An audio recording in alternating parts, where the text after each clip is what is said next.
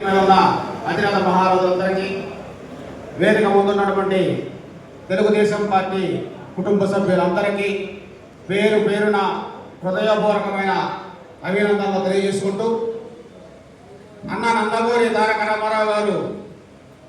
Telugu Desam party స్థాపించి తెలుగు వారి యొక్క ఖ్యాతిని భారతదేశ చరిత్రలో నిలబెట్టిన అన్న అయితే అదేవిధంగా అన్నగారి తదనంతరం మన చంద్రన్న 95 నుంచి పార్టీ పగ్గాలు చేపట్టి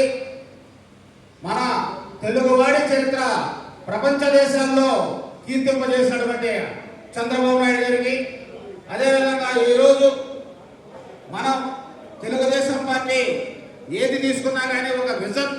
విజనరీ నాయకుడు మన చంద్రబాబు నాయుడు గారు ఉండబట్టి ఈరోజు అమరావతి అనే ఒక గొప్ప మన రాజధాని నిర్మించడానికి మనకి ప్రజలు పట్టం కట్టి ఈరోజు అప్పచెప్పిన సందర్భంగా ఈరోజు అదేవిధంగా చంద్రబాబు నాయుడు గారు అహర్నిశలు కృషి చేస్తూ మన అమరావతిని ఒక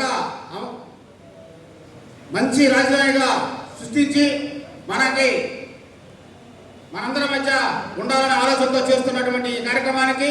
అదేవిధంగా మనం మహానాడు ప్రతి ఒక్క తెలుగువాడు కూడా చేసుకునే పండగలాగా చేసినటువంటి మన అన్న నందమూరి తారక రామారావు గారి పుట్టినరోజు సందర్భంగా 27, 28, 29 తారీఖుల్లో కడపలో జరుగుతుంది. కాబట్టి తెలుగుదేశం పార్టీ కార్యకర్తలందరూ కూడా, నాయకులందరూ కూడా ప్రతి ఒక్కరూ అక్కడికి ఇచ్చేసి ఆ కార్యక్రమాన్ని కూడా జయప్రదం చేయాల్సిందిగా కోరుచు సెలవు తీసుకున్నా. జై హింద్, జై జన్మభూమి, జై